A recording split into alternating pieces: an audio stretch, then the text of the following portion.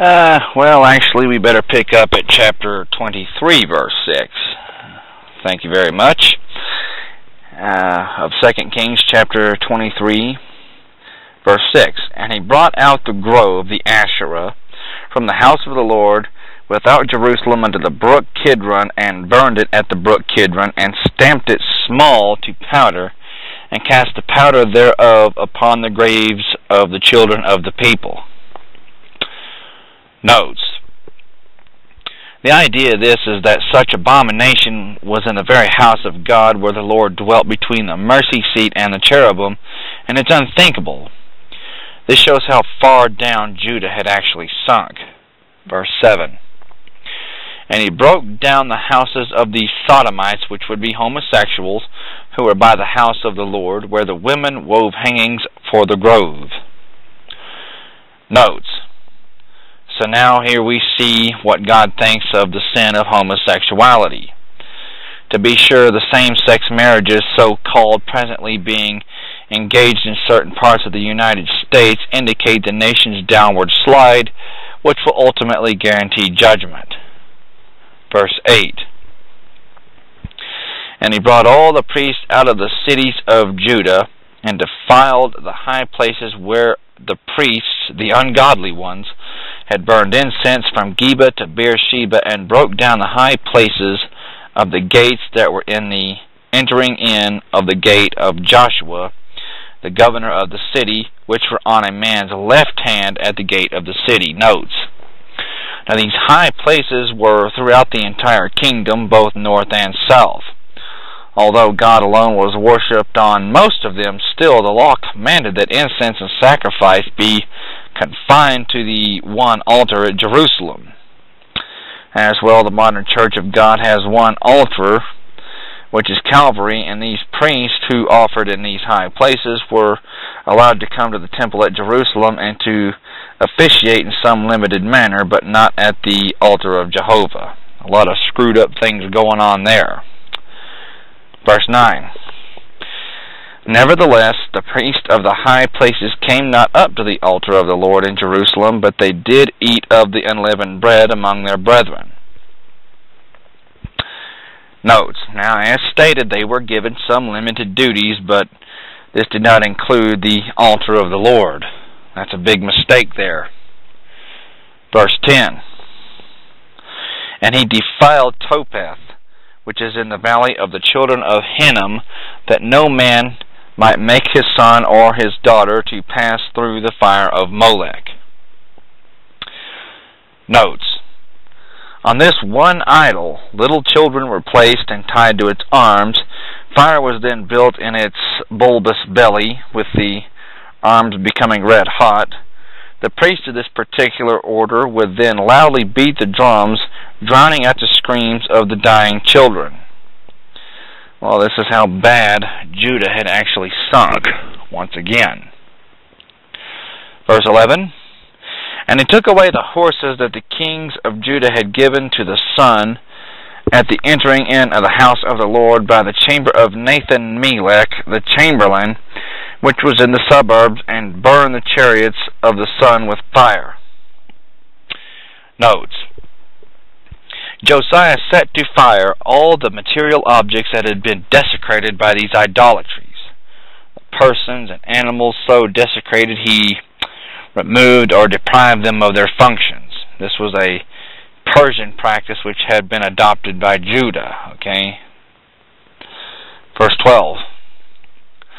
And the altars that were on the top of the upper chamber of Ahaz, which the kings of Judah had made, and the altars which Manasseh had made in the two courts of the house of the Lord, did the king beat down, and broke them down from thence, and cast the dust of them into the brook Kidron. Notes. Well, nowadays we've got quite a few altars, just like the time back then.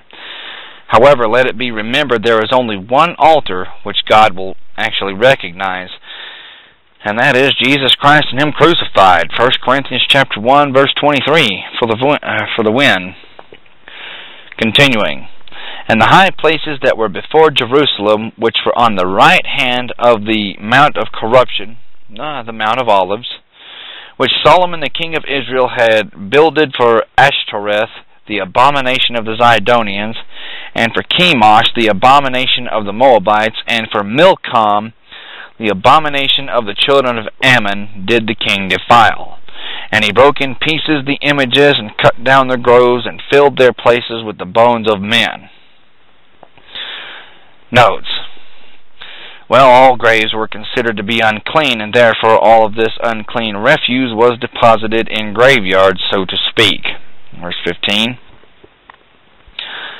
Moreover, the altar that was at Bethel, and the high place which Jeroboam the son of Nebat, who made Israel to sin, had made, both that altar and the high place he broke down, and burned the high place, and stamped it small to powder, and burned the grove. Notes. Well, once again, we're talking about the Asherah. We see from all of this that Jerusalem was literally filled with idol worship. They're praying to a bunch of statues instead of a living God.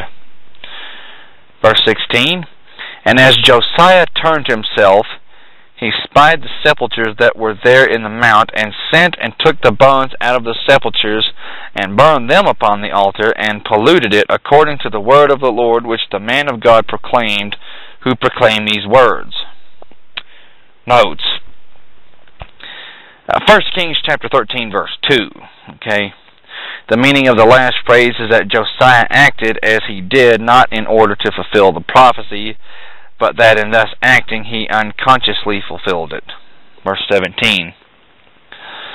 Then he said, what title is that I see? And the men of the city told him, it is the sepulchre of the man of God which came from Judah, and proclaimed these things that you have done against the altar of Bethel. Notes. Now, this verse proves that Josiah did not actually know he was fulfilling the prophecy until after it was actually done. Continuing. And he said, let him alone, let no man move his bones. So they let his bones alone, with the bones of the prophet who came out of Samaria. Notes. Well, he definitely did show honor to the man of God. You can find that in 1 Kings chapter 13. Verse 19. And all the houses also of the high places that were in the cities of Samaria, which the kings of Israel had made to provoke the Lord to anger, Josiah took away, and did to them according to all the acts that he had done in Bethel. Notes.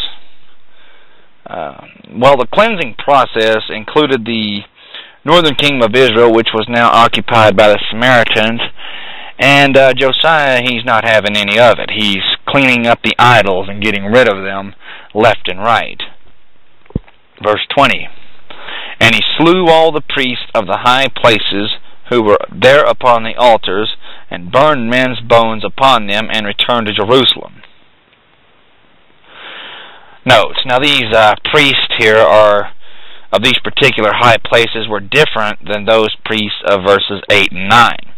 The former were priests of idolatry, while the latter were priests of God, but functioning in the wrong ways.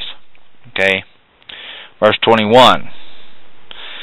And the king commanded all the people, saying, keep the Passover unto the Lord your God, as it is written in the book of the covenant. Notes. Well, the greatest Passover ever conducted at Jerusalem can be found in verses 21 through 23 right here. Verse 22. Surely there was not holden such a Passover from the days of the judges who judged Israel, nor in all the days of the kings of Israel, nor of the kings of Judah. Notes. Well, in fact, the Word of God, as is plainly obvious, had been sorely neglected. Verse 23. But in the 18th year of King Josiah, wherein this Passover was holden to the Lord in Jerusalem. And we must pick up in chapter 23, verse 24 of 2 Kings. Thank you, and God bless.